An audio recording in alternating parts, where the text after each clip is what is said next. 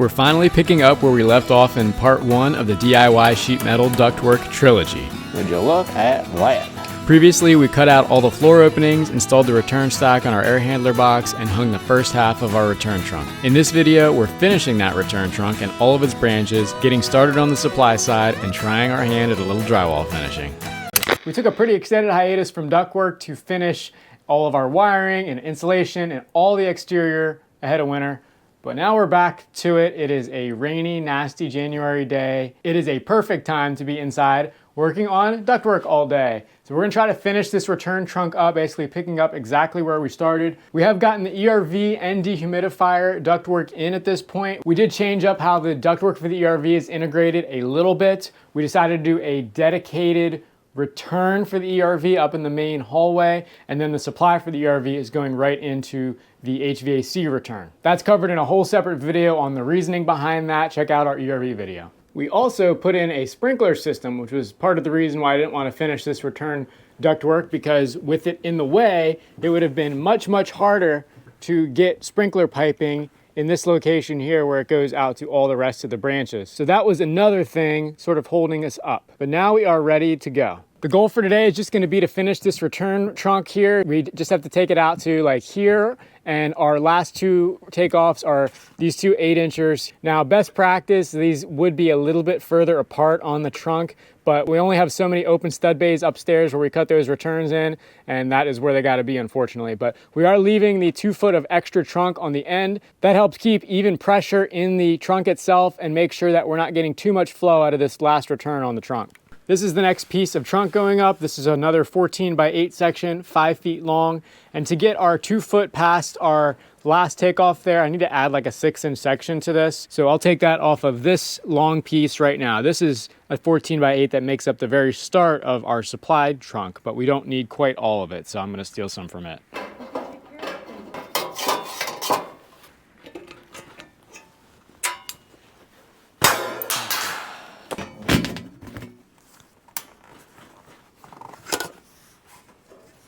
There we go. This is the end of the trunk, so I might as well assemble it with my slides and drives while I'm here.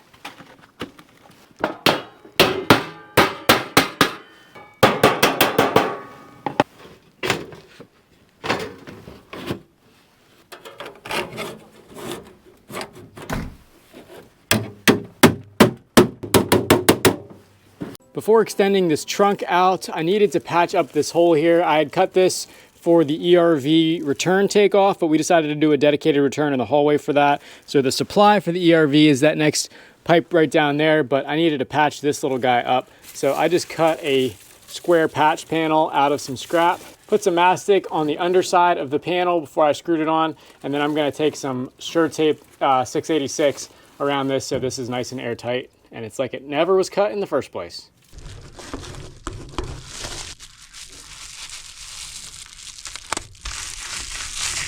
There we go, like it never happened.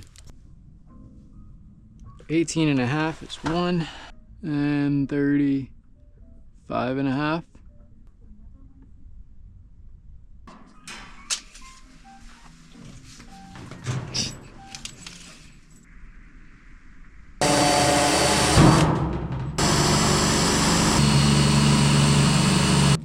This is called an adhesive takeoff, and it's got a sticky gasket underneath to make an airtight joint with the trunk.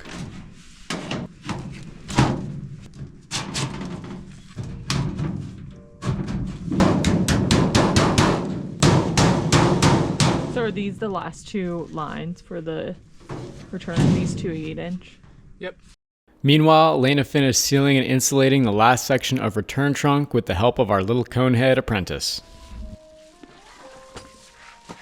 While Lena's insulating, I have organized our round ducts into 6, 7, and 8-inch piles, and I have realized that I don't have enough 8-inch round. The dehumidifier return ate up all the 8-inch duct that I had planned to use for my main return trunk. So I gotta go to the store tomorrow and get some more of that In the meantime, we're gonna go ahead and start the supply trunk in the utility room. This is the starting point. I have this custom transition piece coming off the air handler, and then a 14x8 short way and a 14x8 long way elbow. They're just sort of dry assembled, except for that joint right there. That's a dry assembled joint because I knew I would need to put some length in there to raise this up to the height of the return. It was kind of a bear getting that rigid return duct hooked up to our rigid riser without a flex connector. The reason I didn't have one is because my local supply house only sold this flex connector in like 400-foot rolls, and it was like $350, and I didn't want to buy a whole one. But I thought it was a little bit more important for the supply trunk because the air handler will make vibrations that can then get blasted through the rest of the house. So isolating it is best practice with some of this canvas connector. It is on the return trunk as well, but like I said, we just didn't have it at the time. But I went out of my way to literally call an HVAC contractor locally. It took me 3 tries to 3 different contractors actually, to see if any of them had this on their truck that I could just buy like literally 4 feet off of. And finally, I was able to find someone that agreed to sell it to me, and I was very thankful because it saved me a ton of money. I also bought a couple short pieces of flex duct off them for our ERV and dehumidifier hookups, which require just a short piece of flex for the same reason, to dampen vibrations. That's just a little tip if you are looking for something in less than a full quantity or full roll. Save yourself some money by just making a few calls to your local contractors and see if they will sell it to you direct. I marked this out starting with a 3-inch overlap and then a 14, 8, 14, 8 to give myself a 14x8 rectangle with a small overlap to put screws in. I'm gonna go ahead and fold this thing up now.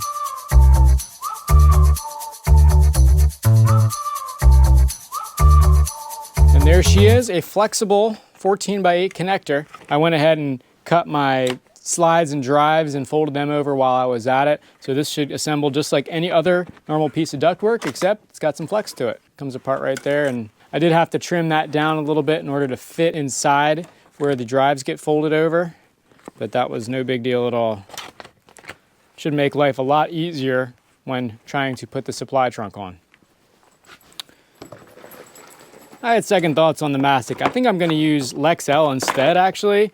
It's flexible permanently, and this has gotta stay flexible, so I think it makes a lot of sense. The duct mastic dries kind of hard. It's like a hard coat finish, so I'd rather something be flexible in here. And believe it or not, it even says this is good for ducts on the tube. So that's kind of cool. So let's do it.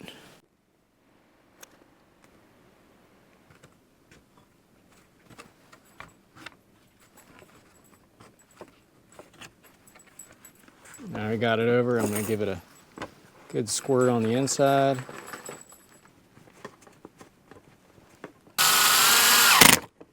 Perfect, good squeeze out. I'll let that set up a little bit, and that should be a pretty nice seal there. That is flexible.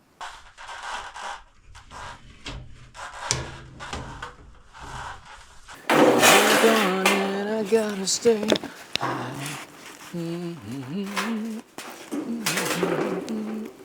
Gotta take about 5.5 inches off of this guy for this reducer to work as it's supposed to.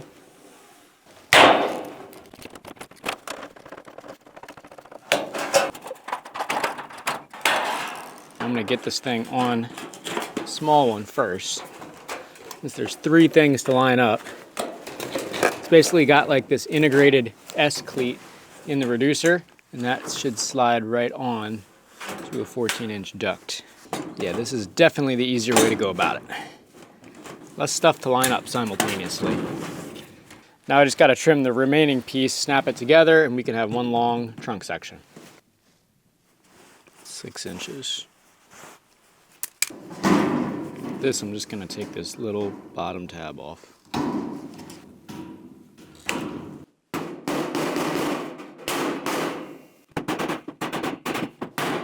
It's been quite a few months since I did the first one of these, so kind of had to re-educate myself on how the heck this worked, just by staring at it for a little while. Turns a 12-inch duct into a 14-inch duct. All right, let's see if we can test fit these. I think it's gonna be a lot easier to slide these S-cleats in vertically, so I can like eyeball getting these flanges lined up and push everything down. Miss the S-cleat on the other side with the transition fitting. I don't know how the pros do this. If you're an HVAC guy, explain to me the best way to get these S-cleats lined up. at the same exact time. It is really not that easy, especially when you're dealing with big 8-foot sections of duct. I have to make a couple minor trims to make that fit right. Overall, it seems to go together pretty well though.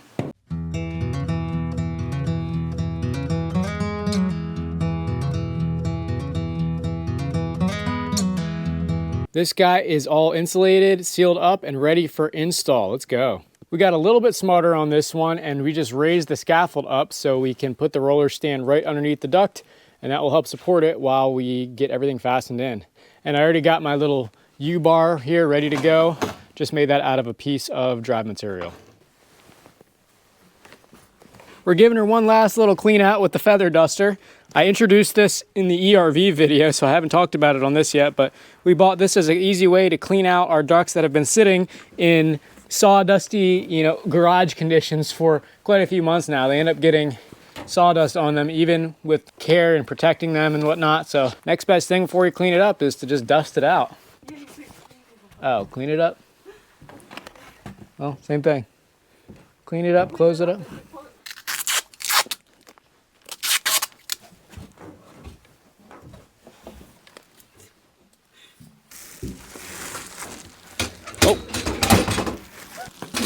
I'm gonna turn it around, I guess. Oh my gosh, yeah. This looks like it was actually a tool that was meant to be. I just gotta try not to fall off the damn thing now. It's almost perfectly lined up. This is the hardest part. You gotta get both slides started, like simultaneously. I guess you could pull one out. So you can start one and then get that going and then start the other one. There we go. Wow, I can't believe I got that to work. Now I gotta quick put the drives on it before it shifts away or something.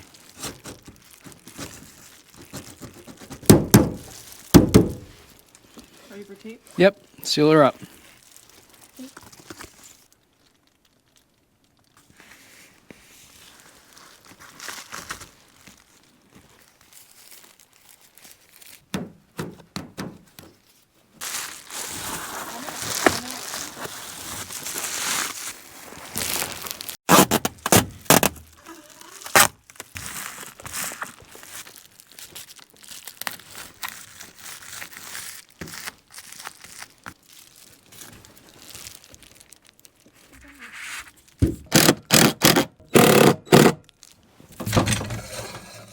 With the return trunk fully installed, it was time to finish the 4 return branches that go into it, starting with the floor return in the office. I did dry fit this, so I know it'll go in here. Well, it might take a little bit of finagling. I've got the one side screwed in, it's just this far side where my finger is, that you just gotta push up a little. Okay, that's good. You've got it there? First return floor register is done, and I don't know if you noticed this, but I put these 2 wooden strips below this. You can see the screws that hold those down. That is just a little ripping of some 2x material because I wanted a solid wood surface for this to screw into the side of. I didn't want to be like toenailing it into the side of the OSB. That to me just did not seem like it holds. I think that's how a lot of, pro HVAC people do it, but I wanted to take the extra time, put those strips down so I have a really solid attachment of this boot to the subfloor and it's not dependent on a screw pulling out of the edge of OSB. Obviously, I'm not going to keep this open because it would get loaded with dust. So I'm going to tape this piece of cardboard around it. I'm going to do this to all of them. And then I think I'm going to also come back with a piece of wood scrap or something to put over top this and just screw it in temporarily, just so that no one's foot goes through this. No drywaller that's unsuspecting or something like that. This return trunk is sealed now, so I definitely do not want any dust in here. The only thing that will take the dust out then is my filter, and inevitably the dust will end up just getting trapped in the return trunk for all time until we send a scope in there to clean it or something like that. So the more prevention we take now, the less dust we have in the system at the end of the project. I might need to change up my tape selection. This yellow painter's tape is kind of garbage. It didn't take long to ditch the cardboard entirely in favor of some plywood with masking tape around the edges. That worked a lot better.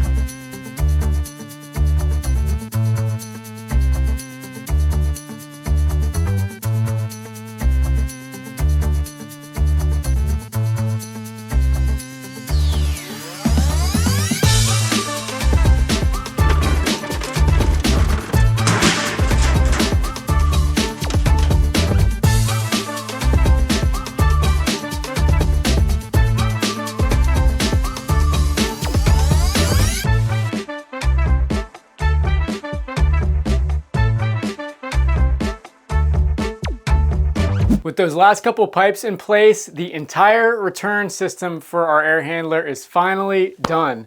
And I guess technically that only marks the halfway point of our full system being done. That was a lot of work to do that in sheet metal. Learned a lot in the process. I think we can apply some of those lessons in the supply side and move a little bit quicker.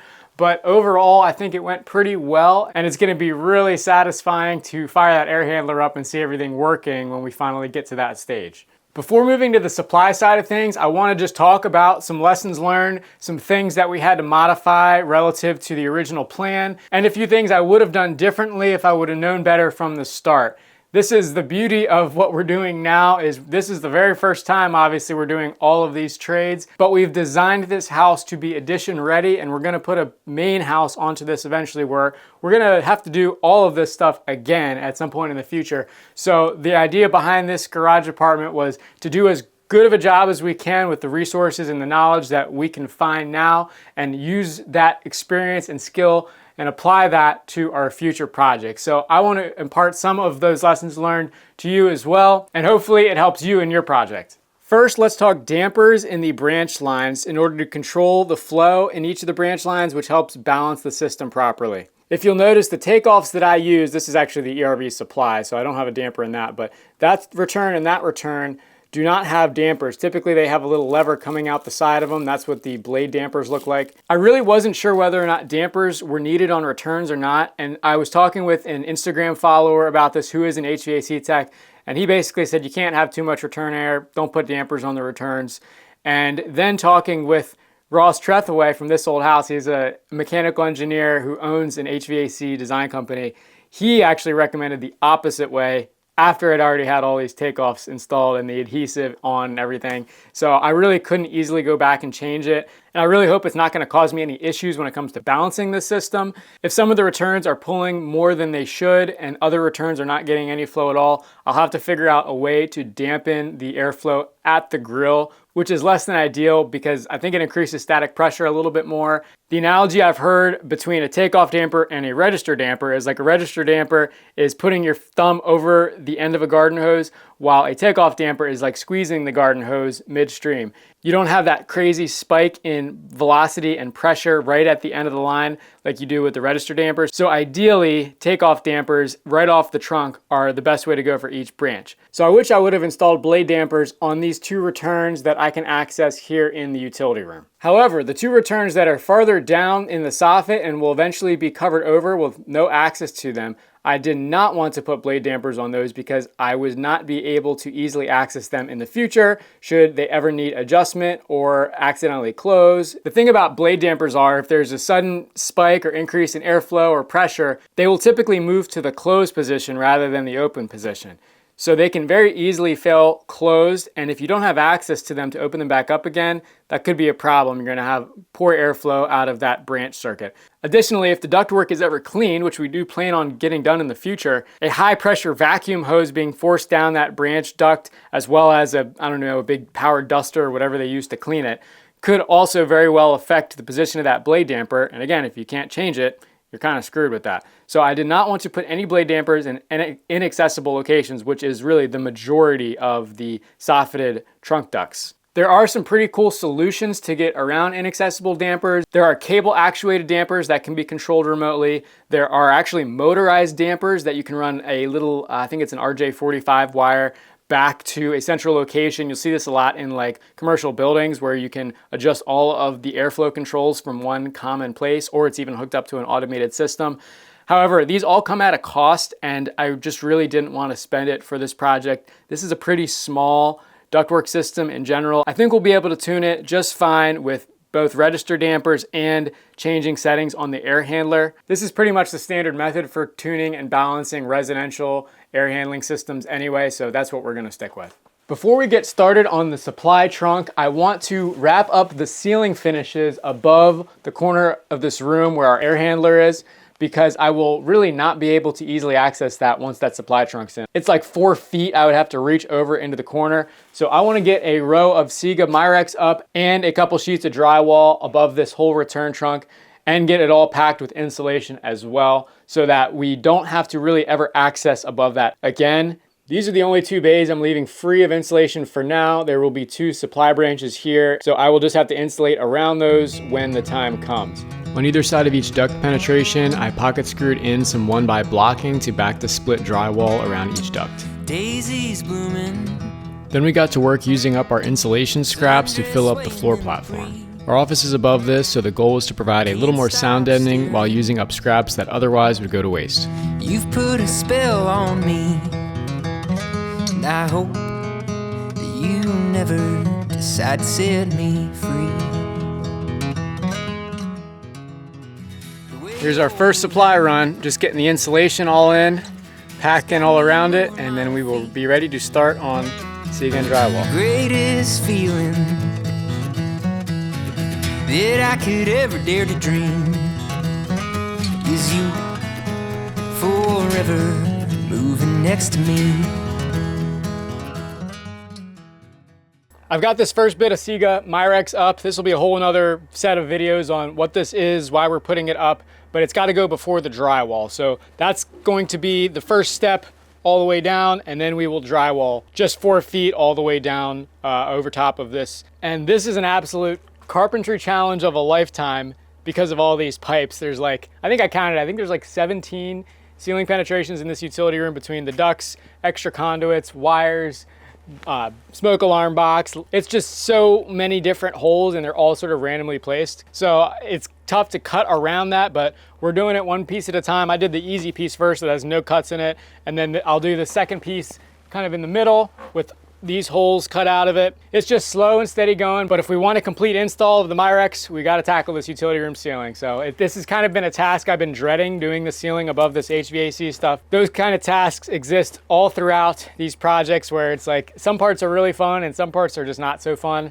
This is one that's just kind of tedious and not so fun, but we got to get it done, so let's work. Let's not waste time or take this slow. You got miles behind us, but miles to go. So let's just break this down to the simplest truth. You and I as one will always be better than 2.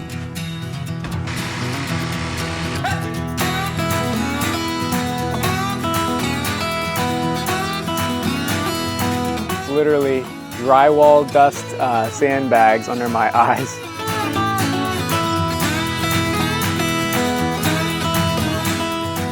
We have packed this ceiling full of insulation, the full depth of it. We've put our Sega Myrex on, put our drywall sheets on, and we decided just to go ahead and give our best hand at finishing the little seams that were present from having to cut around all these pipes. We're not drywall finishers, never will pretend to be, but we did our best there just because it's going to be almost inaccessible. When we were looking at it a little bit closer, the finisher was never going to be able to crawl back in there and do even a remotely okay job. So I think by doing what we could, that will help him out quite a bit. We're also going to go ahead and prime and paint it too while we're at it before we put the supply trunk in.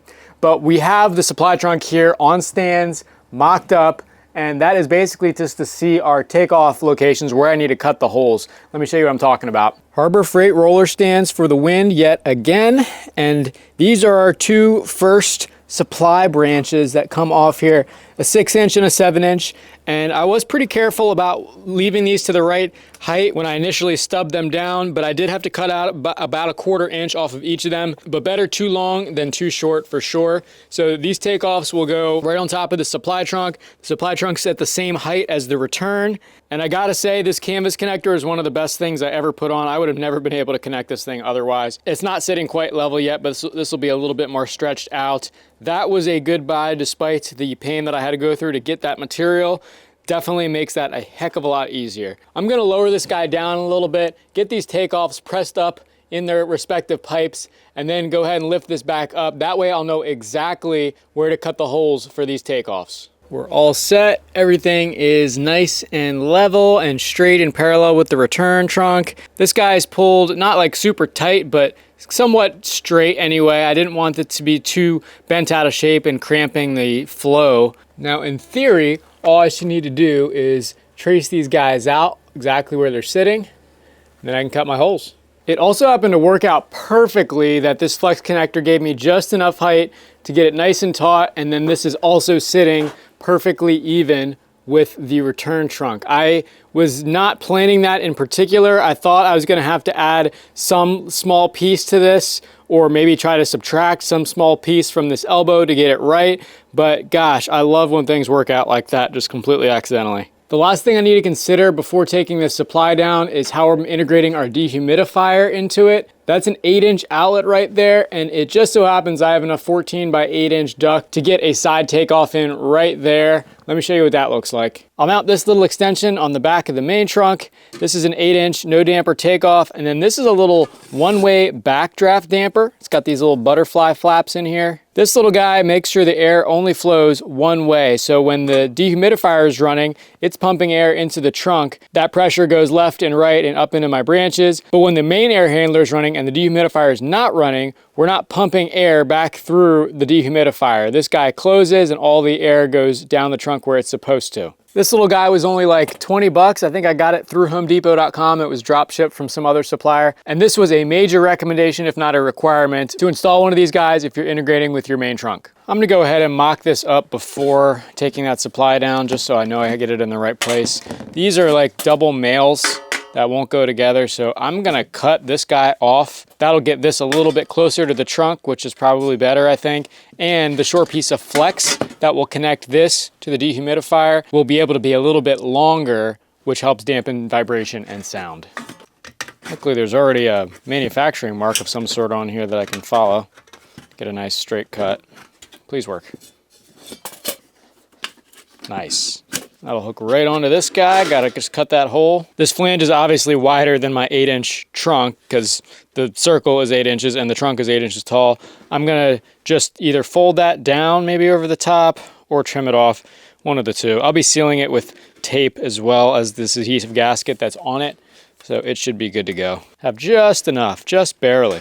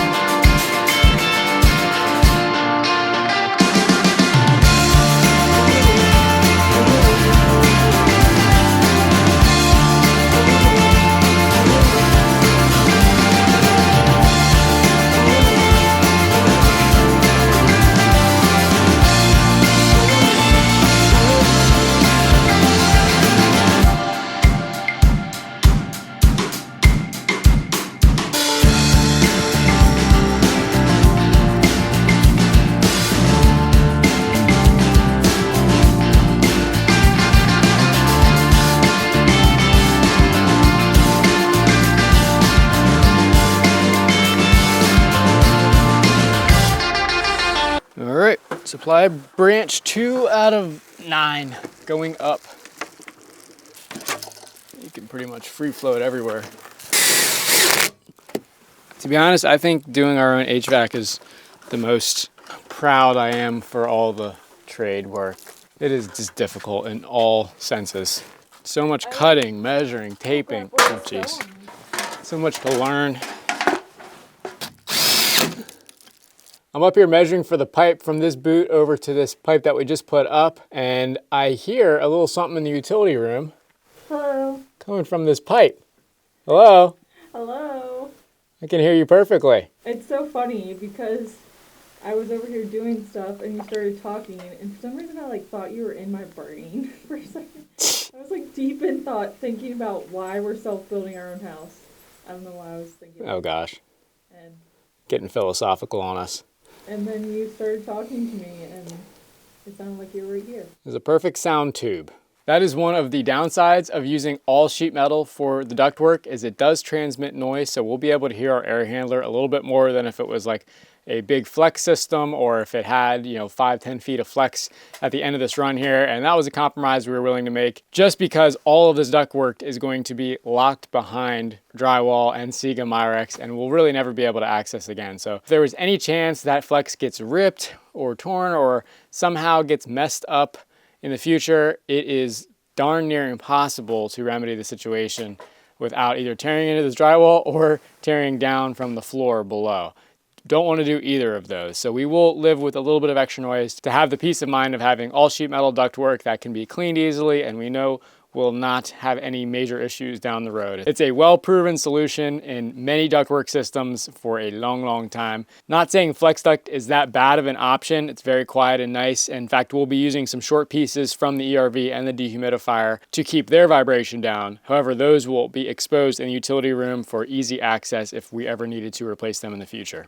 Last two punch list items before I can hang the supply trunk. I got to put my little braces back on. I've done one already. They were on the floor joist before, so I had to shorten the little feet by 5/8 of an inch. Just have this one yet to do that was here. And then I want to wrap insulation around that guy, that transition piece. That'll just be a lot easier to get that insulated before the trunk is there. Measured down from my new ceiling. It's about 19 1/8. Oh geez, it's not much of a difference at all. I'm like 19 1/2 now. So I'll flatten my existing foot out and try to re-drill this hole. These hand benders are a really nice thing to have on hand. Get it? On hand. I forget if I mentioned it or not, but this is just standard old drive cleat material. You can even see the rounded factory edge. This stuff is a nice, clean looking strap, in addition to being great at holding ducts together. Now I'm gonna trim off my old little bit here.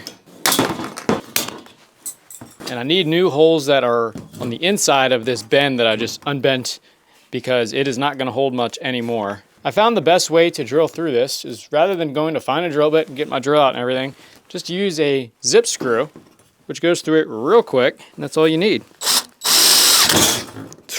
Don't drop the thing down the hole. There we go. Now we got a nice hole for our wood screw to go through. That's going to go up through the drywall into the floor joist.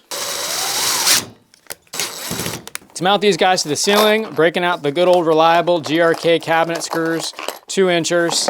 These are really nice, low profile, and they have, most importantly, that flat washer head that holds these up well. Not that they have that much force on them anyway. This duct is basically supported just by the branch runs connected to it. But if we're going to do it, might as well put a decent fastener in it.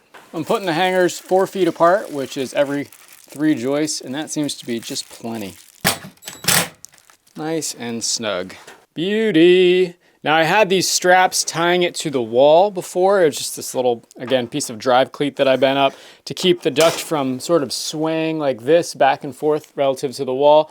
And I'm going to do something similar once I get the supply trunk up. I'm going to do straps in the same locations for the supply, and then I will strap across the bottom of both of them and go to the wall so that neither of them can sway.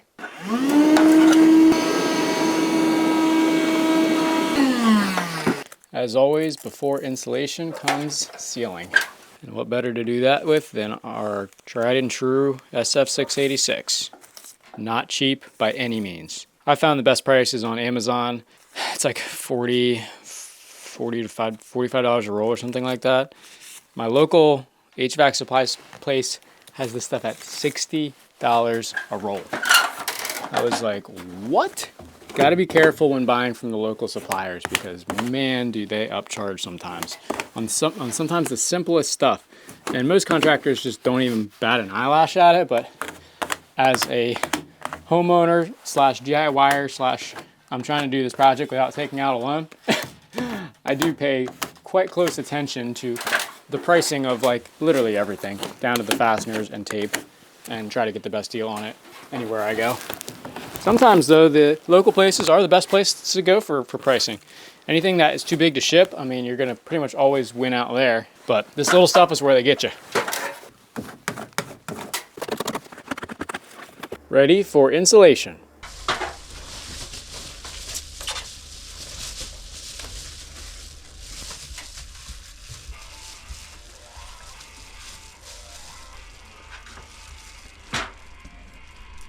We are finally ready to get this supply trunk up. This is gonna be awesome. Hopefully it goes smooth sailing if we mocked everything up correctly, but I've said this before and that was not the case. So we're gonna do the best we can though. The Harbor Freight roller stands are engaged and ready for action.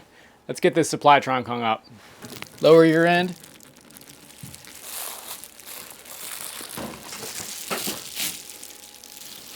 Okay. What's the saying good? Do not sit or stand on the top platform of a ladder. Okay, this thing has got to go up higher. Let me get this thing remotely in the right place. Oh shoot, we never raised the scaffold back up. I don't know if the stands are going to be high enough because we never raised the scaffold back up. Holy guacamole. Take two with scaffold repositioned. The main lineup thing is these two into those two pipes. Okay. And then as we... I think you and I are just gonna have to lift up with our biceps as we work these in. Okay, I got that one in. All right, that one's in. Yeah, let's work up. Give me the stand. And then I'll hold yours. I got it, you don't have to use your head. What's important is I want this thing level with the other one. So it should be good. And this will be, yep, this looks like it's lining up just like how we mocked it up. This is good news bears. All right, gotta go make some straps up for this, so let's get this connected. See, now check this out. How much easier is this? To just flex this thing around and push it up in as we need it. Yeah. Boom. If that was a rigid connection, that would have been so difficult to try to maneuver this thing to get that rigid connection to work. Beauty.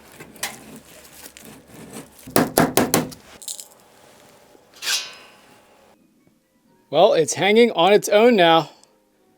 That is awesome. I am really happy with how this is turning out. It is looking super straight and clean and professional. This is pretty much just how I had it in my head, and trust me, I spent a lot of time thinking about this thing. What size this box needed to be for this need to come up. I needed 6 inches from the wall for code all the way up to the ceiling for the electric panel. I needed to make the box long enough so that with the air handler sitting on top of it, this transition piece, these two elbows, that these things were nice and close together and that both trunks made it all the way through the door opening. These were the kinds of things that I stayed up at night thinking about before any of this stuff was here, before I even had this box designed or anything like that. I'm gonna put that box design on our website, by the way. If you're curious, check that out. I'll put a link to it here. It's kind of specific to the Mr. Cool Universal 2 to 3 ton air handler, but you could probably adapt it pretty easily for any other air handler. And having that design would allow you to just get this made at a sheet metal shop like I did. To keep this video from getting crazy long, I'm going to cut it here for part 2. In the final episode of the Ductwork trilogy, we're going to finish this supply trunk, finish the branches, and of course, fix a screw up or two along the way. As always, thanks for watching, and we'll see you on the next one.